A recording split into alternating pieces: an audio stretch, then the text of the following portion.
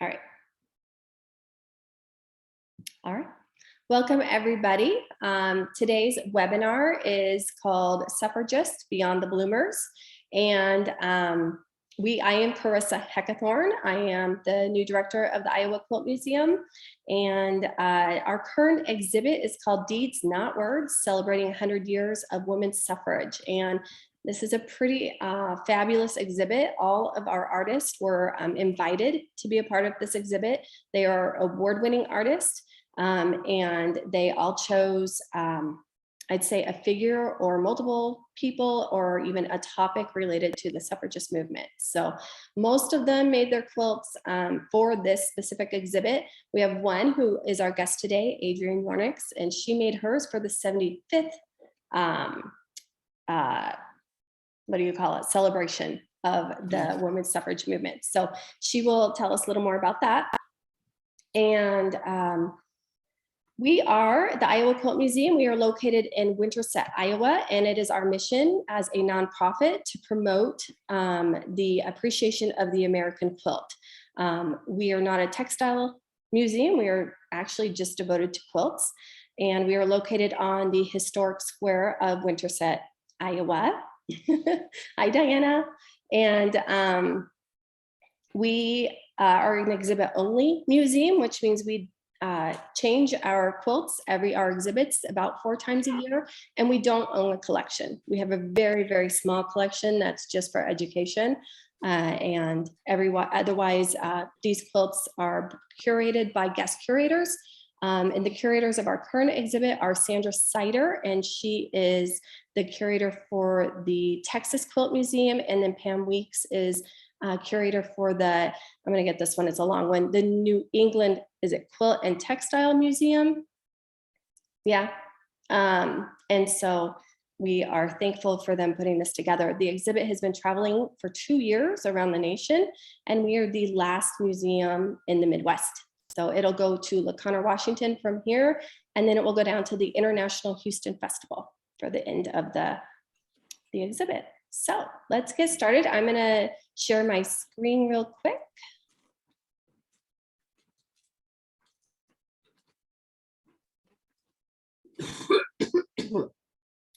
And I just want to introduce our artist very quickly. We have Joan Schulze with us, and she created the quilt Together, which she will tell us about.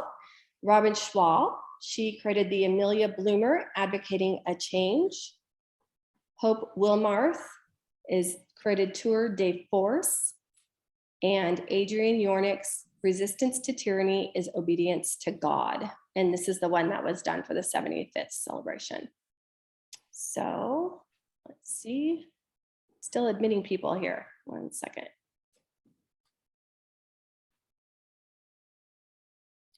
All right, so I'm going to stop sharing and let's see. How about Adrienne, would you like to start the conversation?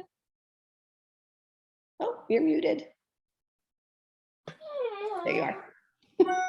Hi, it's a pleasure to be here with everybody. And hi, Robin. I know Robin. And Joan, it's special that we're on the same panel because you chose my quilt for Quilt National in 1997. So I'm very pleased to be on the panel with you. So I did all of my, oh, if you hear my dog, I'll have to, I've got 2 dogs in here. I started my research for this. Actually, I lived in North Salem, New York at the time, and Katona had a wonderful library. So I did all of my research in that library. And I do a lot of photo transfer work. So I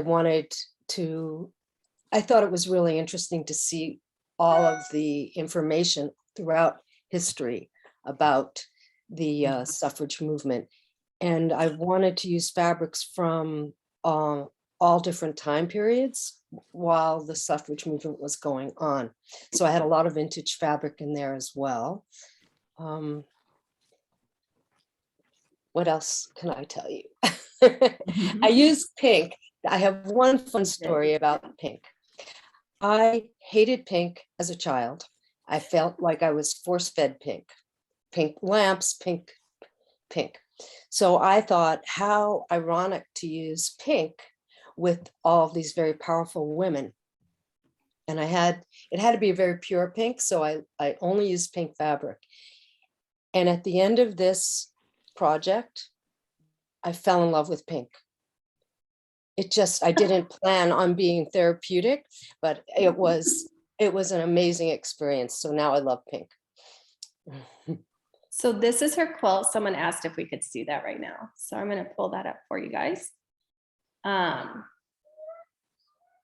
you go. So And what's anchored on the bottom is the Declaration of Sentiments that was written by Elizabeth Cady Stanton. And the name, of course, comes from Susan B. Anthony, Resistance to Tyranny is Obedience to God, which I felt really served what these women did. great. How'd you choose the photos that are in here? I tried to include as many of the women who were involved with it. And it was just all the research I got from the library. Okay, from the library. Yeah. It's kind of early internet days, wasn't it? 25 years ago? Yes. Yeah. And so I love libraries. I do a lot of books. I love working in the library. Yeah. Because what's amazing is that the books are from every time period. You're not just, the internet is so geared for today. Yeah. That you lose out on all of the really good, those old books that are kind of priceless. So, Lost facts. Yeah. yes. Yeah, absolutely. Well, it's wonderful. It's a lot, like you can spend a long time looking because every photo on there. So it gives you a good representation of all the women that were involved in the movement. So it looks really good in our gallery. Oh, thank you. We appreciate it. So let's see. How about Robin? Would you like to go next? Because I have photos for you. Photos. Let's see. To stop there. Appropriately. Your hat. Yes, absolutely. When Sandra Sider first approached me about participating in this project, I immediately thought of Amelia Bloomer, because as I say in my statement in the catalog, when I was a girl back in the Bronze Age, we called girls' underpants bloomers. Mm-hmm. And I had no idea that. Oh. Has Robin froze? There she is. No, I'm here. Oh, it's saying my internet connection is unstable. I hope that's not true. Can you hear me? Now we can. You did freeze up. Oh, okay. Mm-hmm. So, when I learned at some point as an adult about Amelia Bloomer, I was fascinated by her. And of course, she would be the subject of a quilt for this project.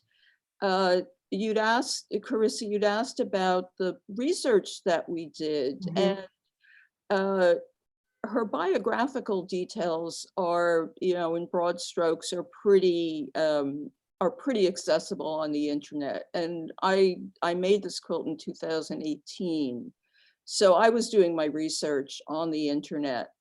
The difficulty for me was finding an image of Amelia Bloomer, particularly in the Bloomer costume. So this is a photograph, undated, but probably 1851. I mean, that's when she adopted the Bloomer costume of a loose short dress with these loose gathered trousers or pantaloons underneath.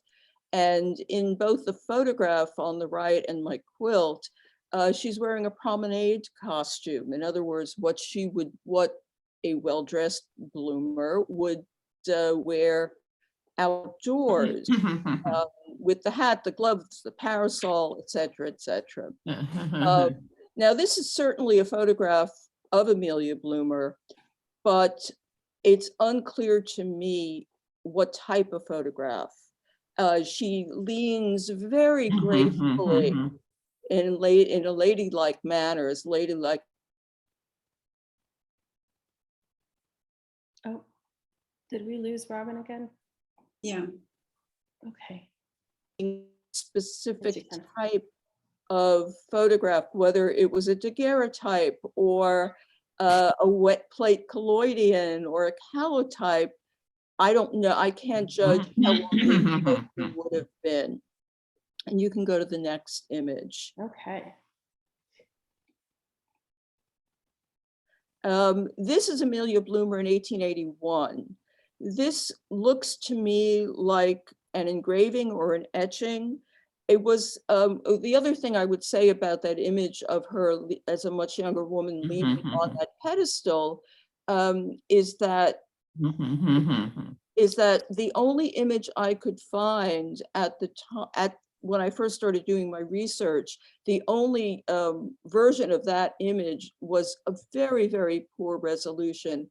And I think that the image I just showed you of Amelia Bloomer was restored in the interim, especially because of the anniversary. I'm going to interrupt 1 second. Can we just, if you're not muted and you're not speaking, could you please mute? Thank you. So this is this image of Amelia Bloomer is a 30 years on, is a much higher resolution image, but she's not wearing the costume. And the whole point of doing a quilt about Amelia Bloomer was to include the Bloomer costume. So if you go to the next image, here she is in a wood engraving in the promenade costume, and you can go to the next one. Okay. As well. And at the this was probably done at the same time. Here she is in the indoor costume without the overjacket and the hat, but still carrying, it looks like a fan. Lost her again.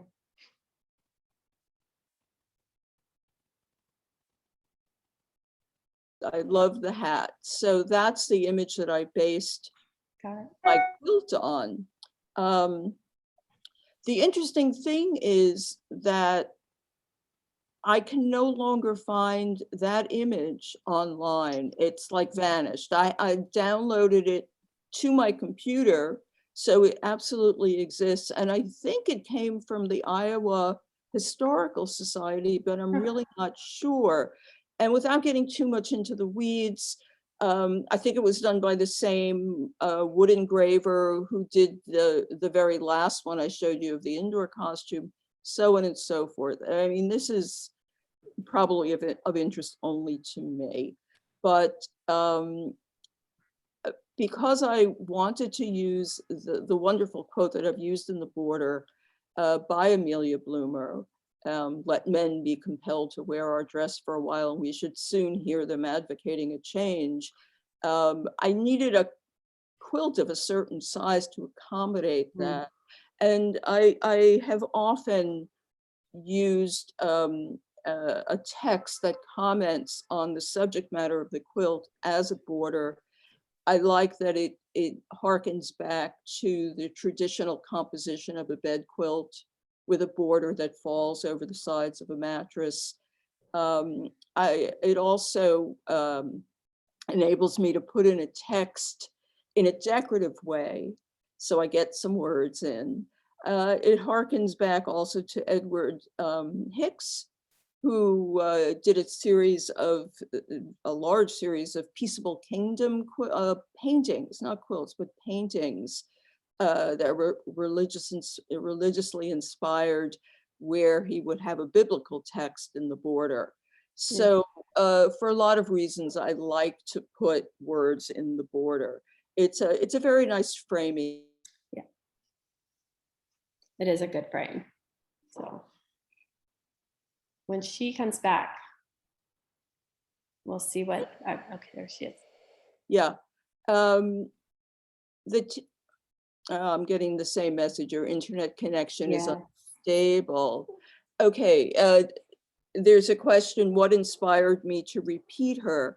And part of it was that if I only had one figure, it wouldn't have given me enough room to have that border text, it just felt that it needed to be a square quilt, and just having one figure in the center just didn't seem enough. And also I needed her full height because I needed to have the Bloomer costume. So the text behind her, the tiny repeating text, I silk screened that. That's just a dictionary definition. So I silk screened it onto an already printed, a commercially printed fabric with a very subtle pattern in it. And then the words in the border are fusible applique that I then zigzag stitch with the machine. I like to pick out a font that's appropriate for the time, the historical time referenced.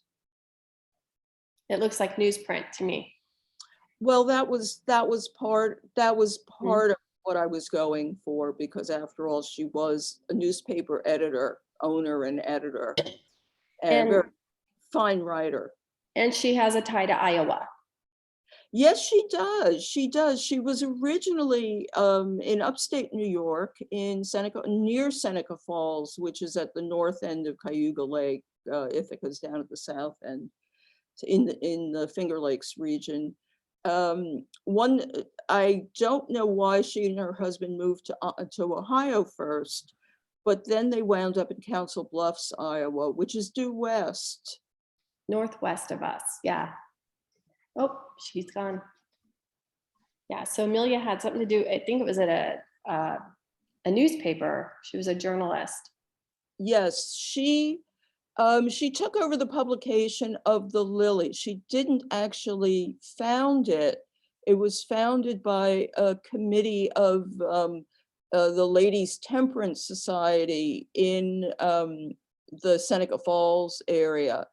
But then she really made it her own. The committee kind of lost interest, and she continued to publish it for quite a number of years. It had 6,000 subscribers when she sold it. She had to give it up when they moved first to Iowa because it would have been too hard to distribute it from there.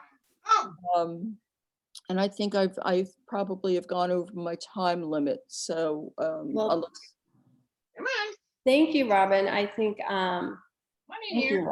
It's a great quilt. I love hearing why you chose the 3 images of her. And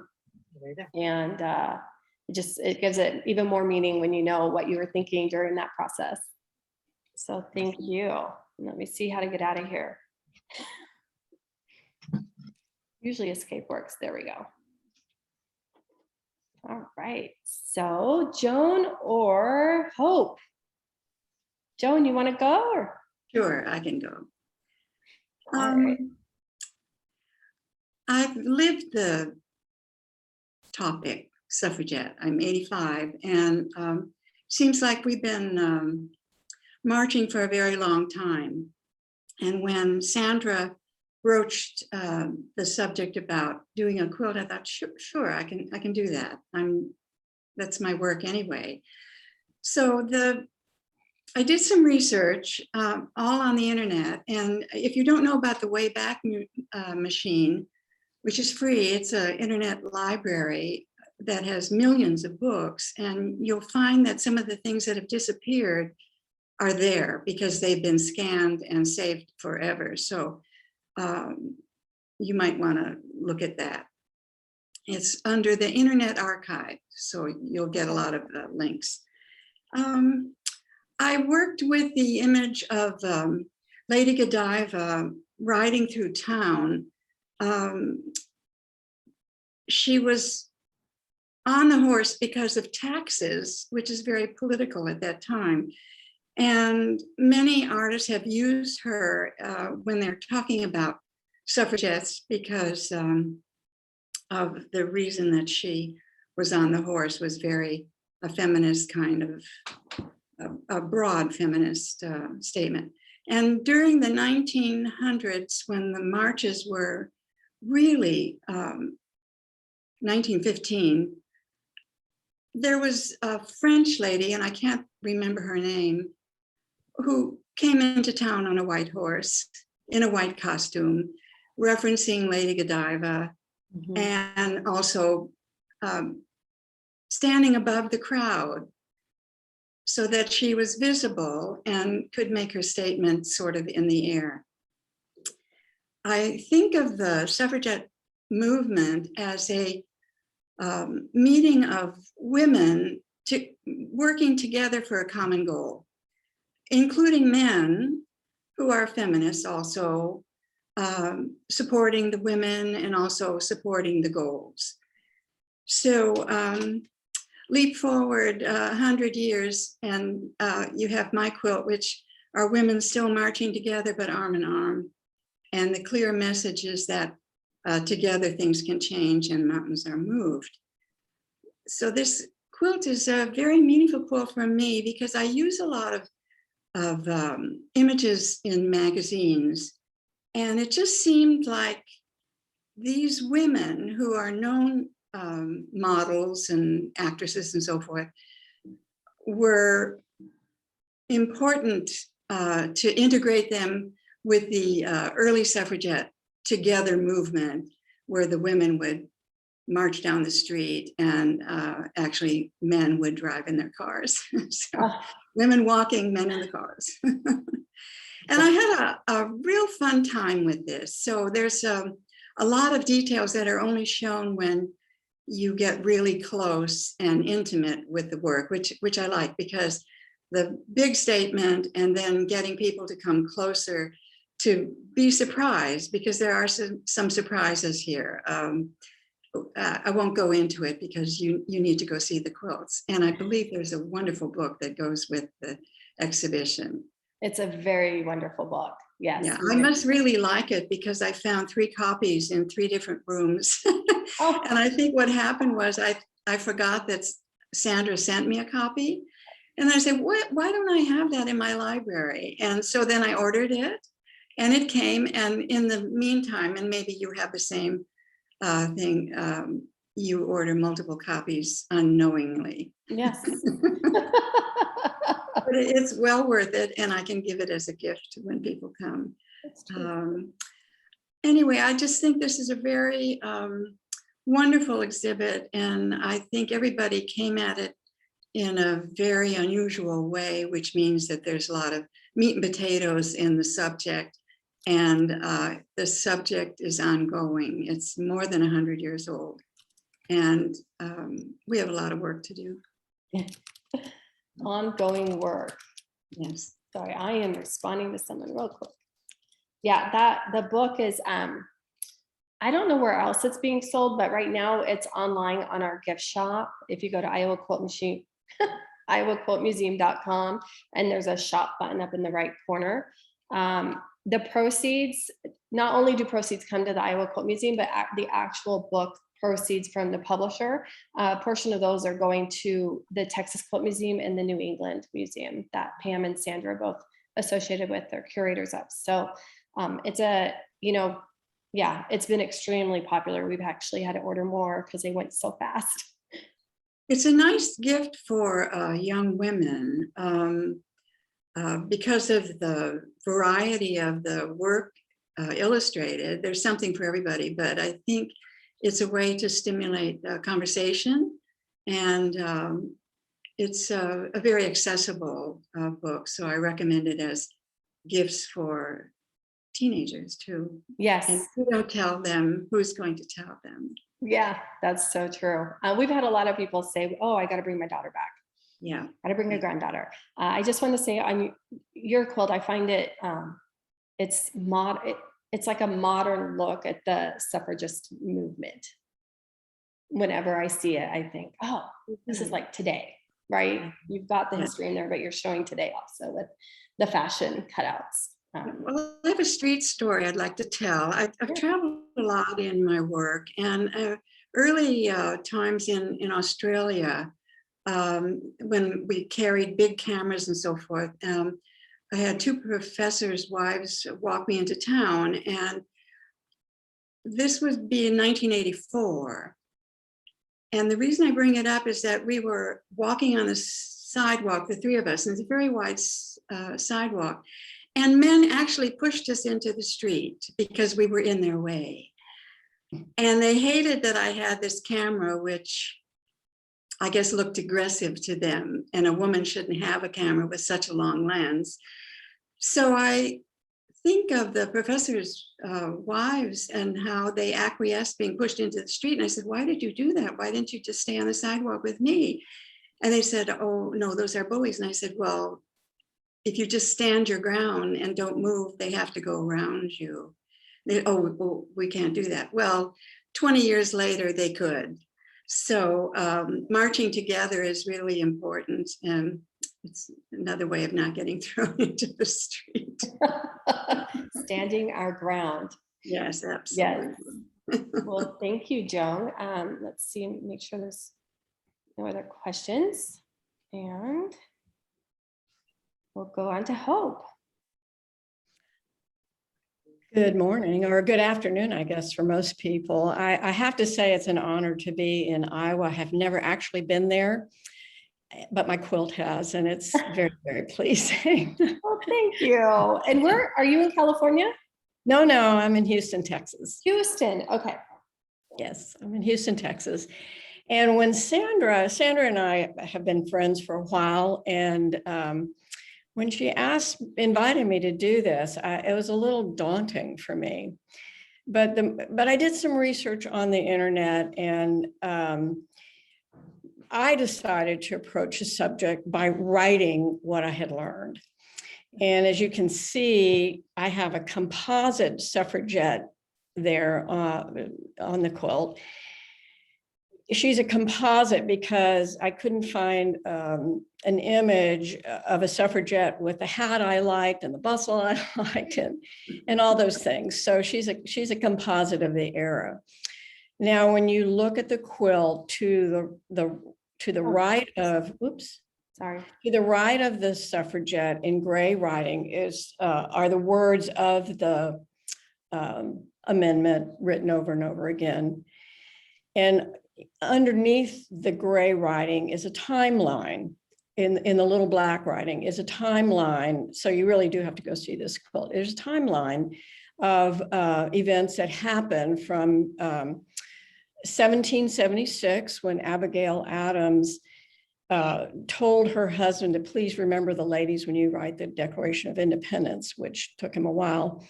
Took a while for the men to remember the ladies, I think. Also on that timeline, I found interesting that the first woman to be elected to Congress was Jeanette Rankin of Montana, and that was in 1916. So we've come a long way. To the left of the suffragette in the gray writing is just a statement about when the amendment started and and the process it took to get ratified. And in between those lines on her left are the names of suffragettes whose shoulders we stand on, us females. So that's my process. That's hand calligraphied, and I wrote it on tea-dyed muslin so it appear parchment-like. The lady herself was drawn and painted black, and it was drawn on a non-woven substrate called Evelon. Her hand, somebody asked a question about the hands. I can't see the question. What is the meaning of her hands not being in silhouette? Because I would lose her hand if her hand went across the dress. And I'll tell you, the hands are the hardest thing for me to do. Hands are very difficult to paint. And I come to quilting I'm a nurse by background. I'm not an artist. So I come to my quilting self-taught in the art world. So the hands were kind of hard for me, but I put a little lace on there because that's what she would have had. So, you know, during my research, I really was impressed by the bravery of the women who fought for what they believed in. As I am today, the Me Too movement, it really is impressive to me. I hope my grandchildren especially will read the words of this quilt when I get it back, because they come from a legacy, my grandchildren and my granddaughters particularly, of very strong women in my family. So that's what my quilt is about. Thank you. I love it. I think it's great. Oh, yeah. Someone just asked, did you do the hand calligraphy yourself? Yes, it's all my hand. When I was raising children who are now all grown and have children of their own, I wanted to learn two things. I wanted to learn how to quilt, and I wanted to learn how to do calligraphy. So I did the calligraphy first, and I'm glad I did this quilting second, because I fell in love with the quilting. The calligraphy, I probably would never, if I'd done the quilting first, I never would have gotten to calligraphy. Interesting. Yeah. And now you use it in your art. I use it in my art all the time. I have great some other work that I've used my calligraphy, and I do a lot of, if you go to my website, I do stacked writing in some of my work, and I have abstracted my writing on quilts. Wow. I've been seeing a lot of writing on quilts lately.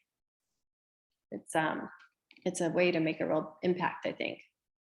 Oh, I didn't mention the writing is done. Sometimes I have used reactive dye, the Procyon dyes to write. I have found that I also have a lot more success using acrylic paint that I've diluted a little bit. That particularly is just acrylic paint and a brush. Wow. I never would have guessed that was acrylic paint. Very cool. All right. Let's see here. It takes me a minute to get out of things. Okay. All right. Well, thank you to each of you. Now, I think maybe we could just talk a little more about your current work. You know, I know, Adrienne, you did yours 25 years ago. So how have you changed, or maybe how you've gotten into being a quilt artist? Your specialties. We'd love to learn a little bit more about each of you. There you go. I've done a lot of kids' books. And actually, I guess it's a favorite book that I've done because it gives me the best royalties, is The Last Will and Testament of an Extremely Distinguished Dog. And that's also photo transfers on fabric. It was an essay written by Eugene O'Neill. And it's always good to have a famous dead author to work with. Just a good idea. But anyway, so that book has done well. And I've done a lot of book work, and I do, because of the photo transfers, most of my quilt money that I've made is from commissions of 50th birthdays and